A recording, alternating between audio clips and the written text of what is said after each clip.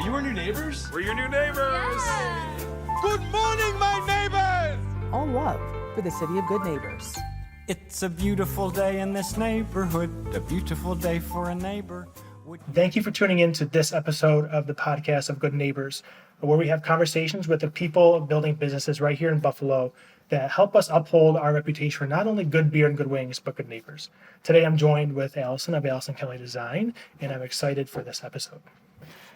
So yeah, I mean, we worked together for a little bit, and we know each other, but I still don't know your full background, and Sure. I wanted to connect with you because I know you're doing a lot of great things here in Buffalo. So do you mind maybe sharing, your background, like where you grew up or things like that? Sure. Well, I grew up. Let's go take it way back. Do you remember your birth? Very vividly. No. So for the first 7 years of my life, I grew up in West Seneca, New York, and then moved to Cheektowaga, which is basically where I grew up. Lived there until I moved out of my parents' house at 17. But yeah, I born and raised here. I guess I left. I moved to Jamestown for a little bit, but so not really leaving, Right. but sort of. So yeah, I only know Buffalo, and proud to say that I'm from here. It's so funny when I go places, people are like, "Are you from Chicago?" It must be like how I talk. But no, I'm so proud to be from Buffalo. Love this city and love that my business can, in some small way, enrich it and work with other business owners in the area to help build their businesses.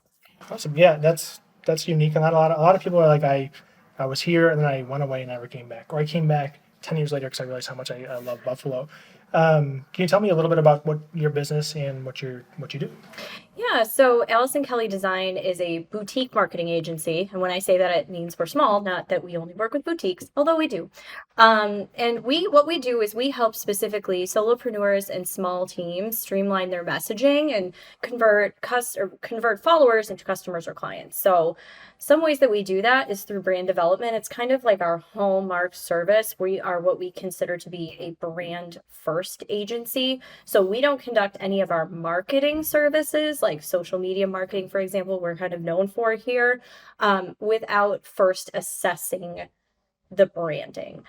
So brand development is really the hallmark of what we do, but we also offer within the branding side of the business, web design. We design logos, and that kind of fits into the branding piece. But we also do graphic design. We would design brochures, flyers. I mean, I've designed thousands of projects, and now Kes, who works with us too, has designed quite a few. So we do offer that as well. And then also another huge aspect of our business is social media strategy and content creation and management. So that's who we are, who we help, and what we do. Yeah, it's a whole host of services that are so important Yes. to every business, and getting more increasingly important as we go into the future with like AI and all this fun stuff. But Yeah. Did you go to school for design, or what did you go to school, or did you go to school? Oh yeah, I went to school, but not for design. I actually have a master's degree, and it is in history. So funny story here. I worked as a curator at a local museum in Jamestown, New York, and we had a very small staff. So I had to figure out how to make my exhibit signs. No one was there to help. And so a colleague of mine very briefly said, "Here's a Photoshop template we've used in the past." And that was my first introduction to Photoshop. This is back in 2012, 2013. And I just started playing with it, crafting my signs. Then I started making more marketing pieces for the museum, started doing it on my own time and investigating it, taking, online courses in it later on, and really just growing my portfolio. I really am self-taught. And from the museum, I decided, well, okay, I think maybe I'm more of a marketing girl. I actually did work in marketing prior to going to college. I worked for a very large retail chain as their local marketing specialist. So I actually managed marketing efforts for multiple locations, and I was 20 years old. Wow. So I started very, very young. I skipped school, I skipped going to college until I was 22. So I have a ton of work experience in marketing that I kind of just found myself in. I wound up getting promoted up the ranks to a regional employee. And so I had a background in marketing, but when I went back to school, I was like, oh, I love history. It's so fun. It's so fun. I'm a very analytical mind and I love to write. So history was a great fit. I thought I might want to teach. I taught for a little bit. found I didn't want to teach at least history, right? So, but then yeah, so my job at the museum was great, but I fell in love with design and had that marketing background always in me. So I wound up getting a job at a local radio network here in Buffalo, New York. Moved back to Buffalo from Jamestown, and really started just building a portfolio of design, worked my way up to become the director of development, did a lot of grassroots marketing for them. And then people would see what I've designed for the radio network, and they were like, well, can you help me? Can you help me? Can you help me? Can you help me? And remember, I'm dating myself, but this was before Canva, okay? So I was really able to build a portfolio and kind of test my limits. I'm completely self-taught, with the help of, a couple online courses and certifications there, but it really took off. So I developed a freelancing side business to my full-time job. Let me say I loved my full-time job. But there was something in me like as early as 2015 where I'm like playing with logos, like designing logos in Photoshop. And it was Alyson Kelly Design. It always has been. Sometimes people play with different business names, but for me, that's just what I wanted from the beginning. And so even as far back as 2015, I was toying with it, but I was like, no, I got too good of a thing here.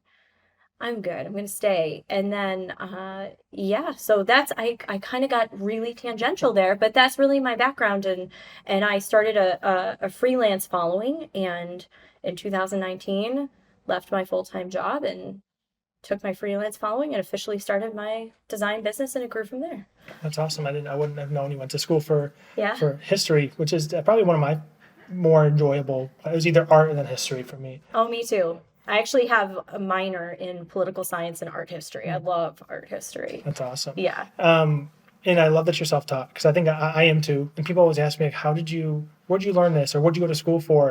And I was like, I just typed in things on YouTube and I needed to learn the skill, then I know how to apply it to future problems. Yes. So I think it's awesome when people can they don't have to go to school to be really good at something. Right. I mean, at this point now, I've been doing it for 10 years, really, almost 10 years. And so the amount, and Cass actually, who works on my staff, she actually did go to school and get a degree in graphic design. And she's been with us for about a year now. And she's even said to me, there's so much they don't teach you in school. There's so much that I've learned from you just working on client projects. And so even in more specialized fields, like, again, you just know you learn as you go, right? And you learn as the problems come. And if you really enjoy it, it's easy, right? Because I would spend, and I mean hours, on Photoshop or InDesign or Illustrator, working through problems and trying to get the right output, watching tutorials, etc. So if you fall in love with it, the time is well spent. Mm-hmm.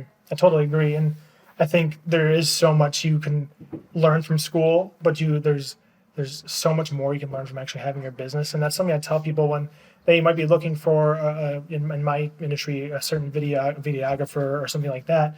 I say, once you become a business owner, you have such a unique perspective on how to help business owners. Yes. And so you might find someone who can make really good logos, but they don't necessarily know how that's going to be strategically implemented into the business. Yes. So I tell people that there's just so much more. It's such an advantage to have people who have kind of learned with boots on the ground. Yeah, and in terms of like the branding side of things, if I may, like I really fell in love with branding when I worked at the museum in Jamestown, because we were given a very large grant by a local foundation, and very large. And if you've ever worked in a nonprofit and you've worked with large grants, you know that they have people from the foundation that are coming in to help you implement that grant. And one thing that we went through at the museum was a branding masterclass, because we were growing and changing. They brought in branding professionals from New York and Boston to work with us as a team. And that is when I fell in love with branding, right then and there. When I took kind of that masterclass from those marketing professionals in regards to how we could create, our parent brand and then child brands underneath that, I knew right then and there, like, I didn't just love design, I loved the strategy behind design. And so I really laser focused in on that. And when I worked at the radio network, probably some of my colleagues could say I was like, no, we have to stick with the brand consistency. And that's something that just became a huge passion of mine. From that experience, I don't think I would have ever thought to go into graphic design in school, because I just typically I considered myself to be creative, artistic, but never like an artist, if you will. And so the thought that that would be my career path was not something that was readily available to me. And so I think that sometimes, again, we are limited by adults in our life. And I'm not saying my parents did this or anyone in individually, but sometimes people are like, oh, you're really good at this. Go into this. I was a great writer. I think I still am a great writer. And so that's why a lot of people, were kind of like, pursue these academic pursuits. And it's not that I didn't love history. I'm very grateful for it because it crafted a very analytical mind, which I need in branding. I mean, you absolutely need that. But I love that experiential learning, like we were talking about, that really took me to a place I never would have thought before. Yeah, I think a lot of times parental figures and adults, they just want the best for you. Yeah, and absolutely. so they're only operating through what they can see as possible or feasible. So especially when the creative fields, it's always never like a thing, the vision of like you can make a lot of money or make a career or help a lot of people. Right. They just want you to be safe, and I totally Yeah, respect safe. that. Yeah. But sometimes at the end of the day, you want to be happy while being safe. Right. What was it like when you were like you're working at the radio network and you were like, I think I'm gonna. Or were you at the network? Yes, I was. And you Yeah. said, I think I'm going to do this myself. What was going through your mind, or what were those feelings like? Well, I had a 7-month-old at the time. I'm still in touch with my old boss. I love that team. My former boss at the radio station is just a great man and allowed me to work from home after I had my son. But as any parent knows, there comes a time when your kid is demanding, like when you have a newborn, okay, they sleep all day virtually. I got a lot done when I had a newborn. Right. But by the time Max was 7 months old, the game changed. He's crawling around. He needs more one-on-one time with me, and I wanted to be able to give that to him. So I really tell everybody that I don't think I would have taken the leap because I liked safe, right? And I loved my job, and I never want to say I didn't because I did. I don't think I would have ever left that job had it not been for the fact that at that job I had to answer the phone all the time. You really can't do that. Now, the world has shifted since COVID.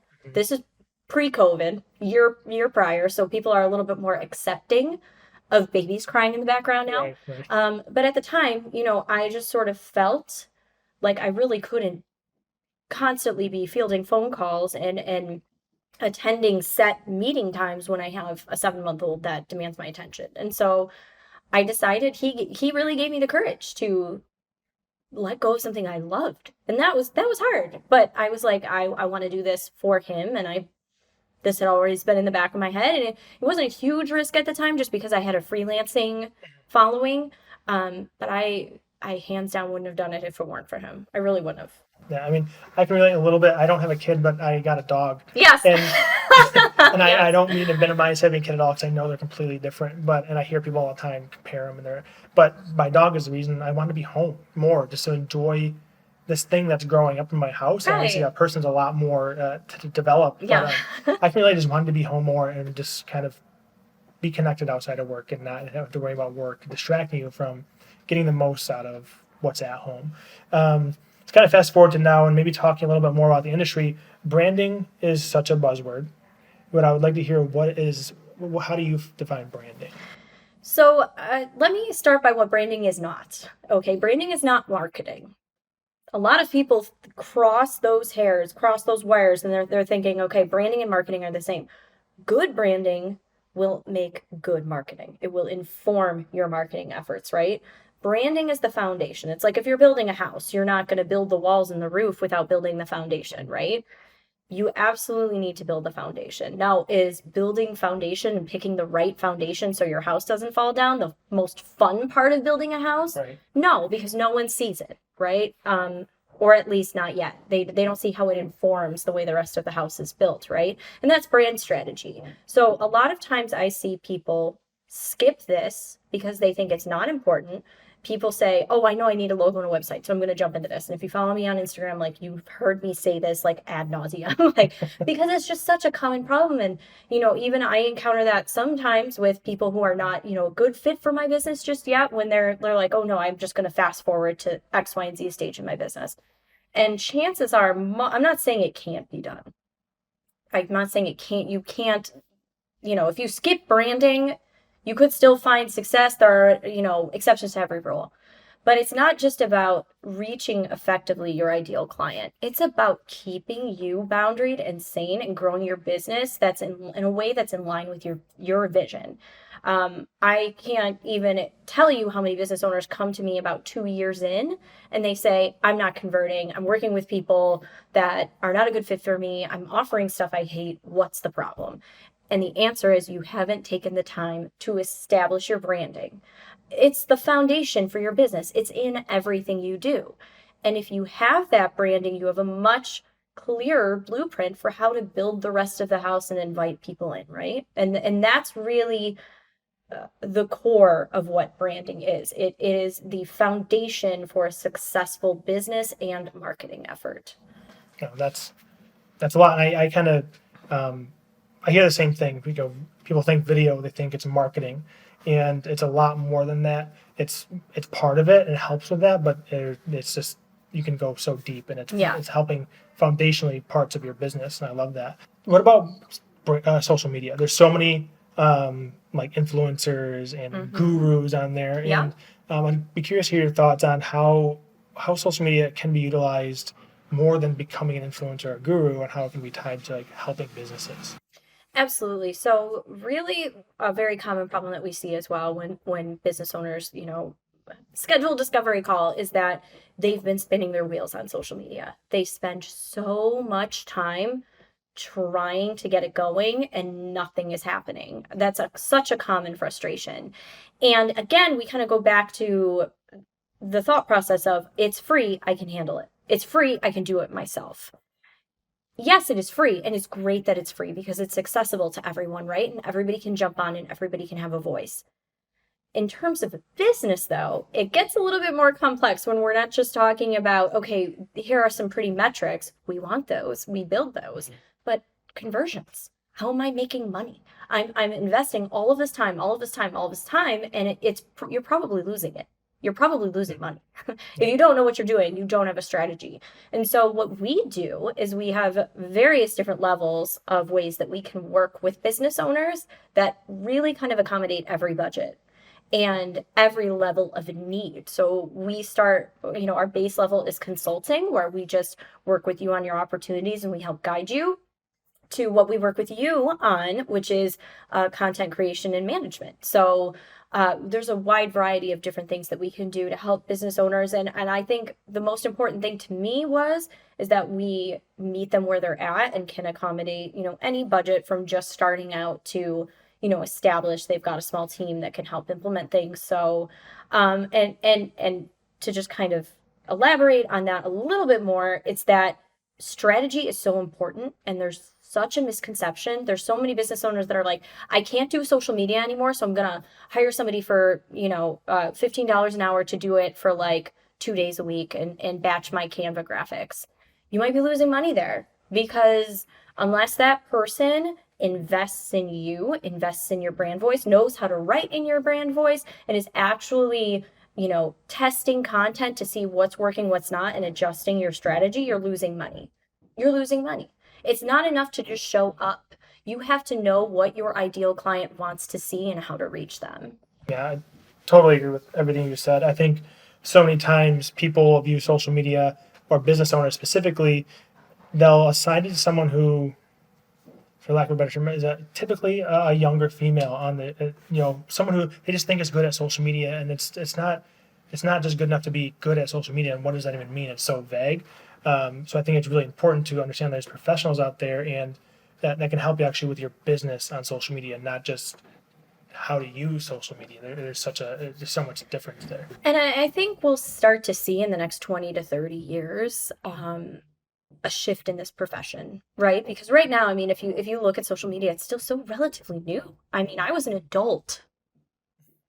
Not when MySpace came out, but close, right? But there's a lot of things that people don't know about it yet, right? It's still a new medium. When you think of print advertising, that's been around for literally hundreds of years versus social media, which has really started with the advent of MySpace. And I think it was like 2001. So, I mean, it's really only been around for 20 years and it's changed so quickly.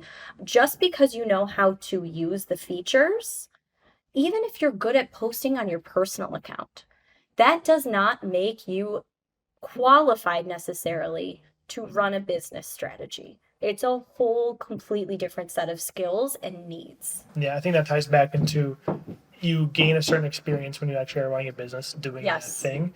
And I see it all the time where people will learn from people who are teaching you how to be more of like an influencer, or they teach you like, here's how to get more views or monetize the actual content. But we're not necessarily aiming for that. We're hopefully aiming to use the content to help you monetize more on your offering. I think a lot of people get confused on that.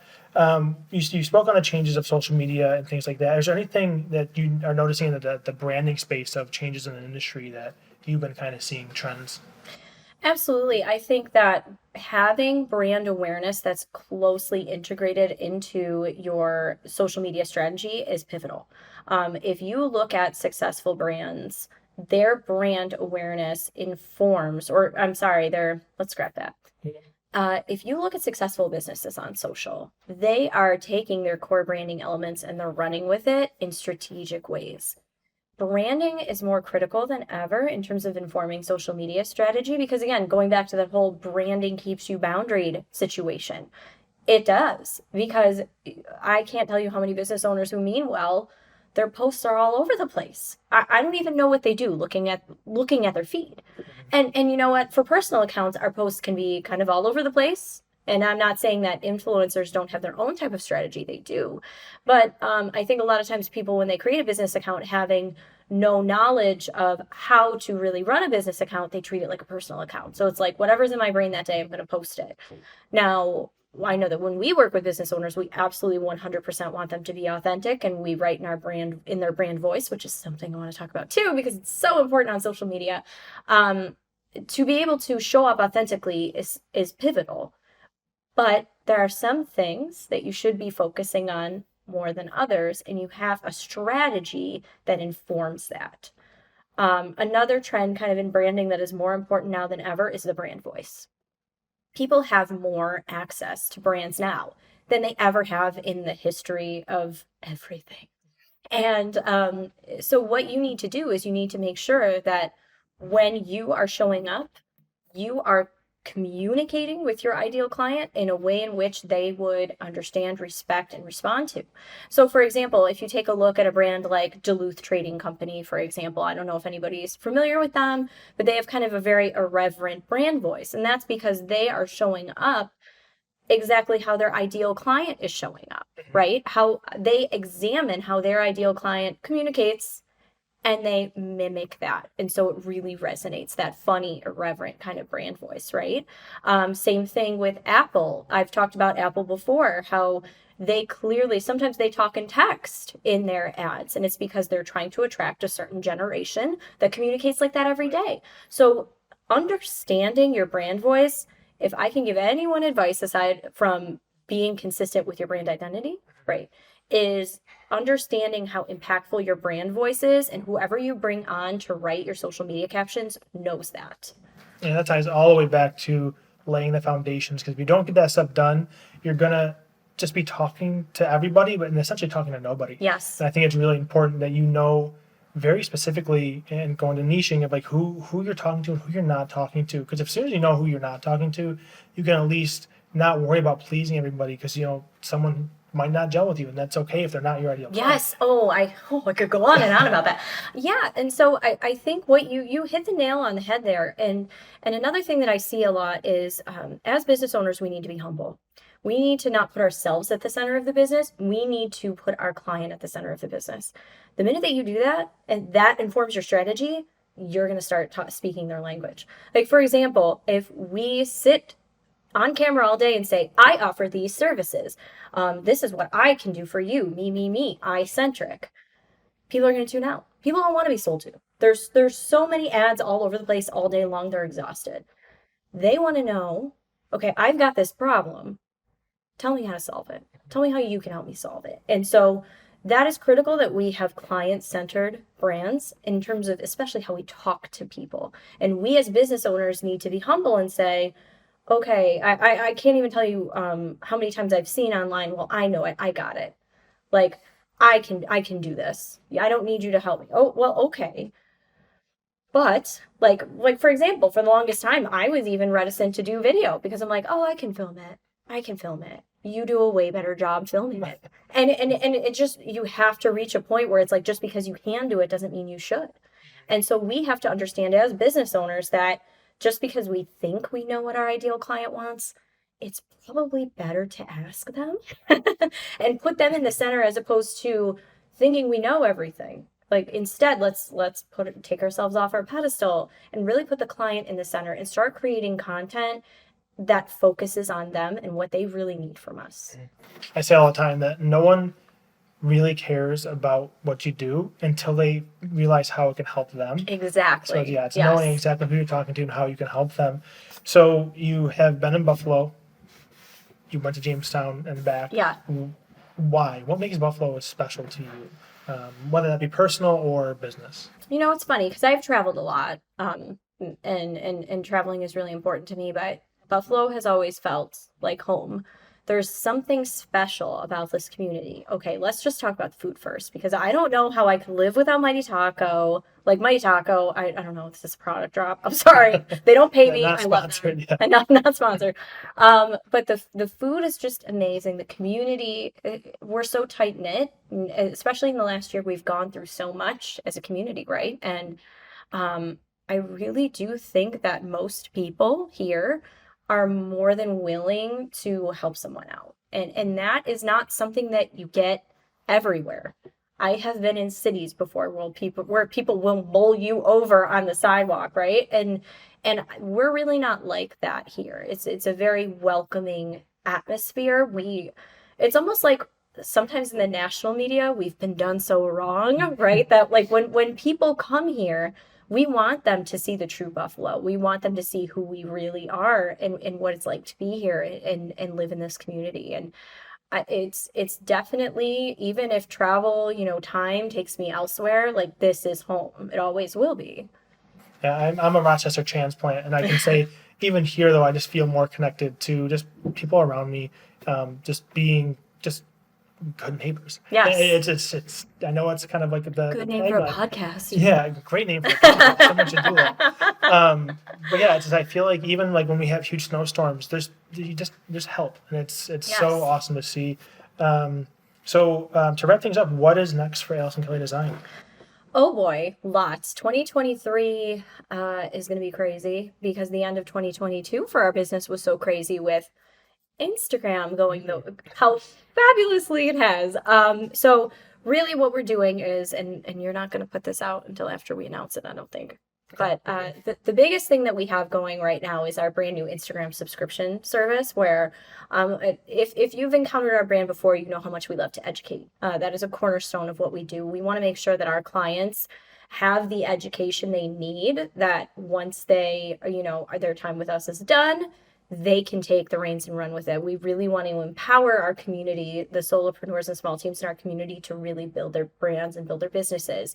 And so our Instagram subscription, only $4.99 a month. It's a steal, guys. And it really provides you with a lot of information regarding branding. We've got our Branding Real Talk series, which you'll be on, our Traveling Brand Builder series. There's so much for your business to learn there, tutorials, informative lives. I mean, that's the biggest thing we've got going, and I'm so excited to roll it out because I think at that price point you're getting so much, and I know it'll help your business. So yeah, I'm really excited for that. Yeah, that is exciting. I've seen just through working with you how much knowledge you have to share, and I think that's an awesome way for people to get that next level. So where can people find you? What's the best way for them to keep up with you? You can find us at AlysonKellyDesign.com. You can also follow us on Instagram at Alyson Kelly Design, Facebook at Alyson Kelly Design, and on Facebook we have Let's Get Social Facebook group. It's just for Buffalo-based business owners. So it really is our community addressing, any questions or concerns they have about building their business on social. So please join us there. And we're on LinkedIn too. at Alyson Kelly Design. Awesome. Okay, thank you so much for being my guinea pig on the first Yes. episode. Well, thanks for inviting It me. was a pleasure, and I can't wait to see what 2023 brings for you. And likewise for you, Tyler, and this wonderful podcast. Yeah, awesome.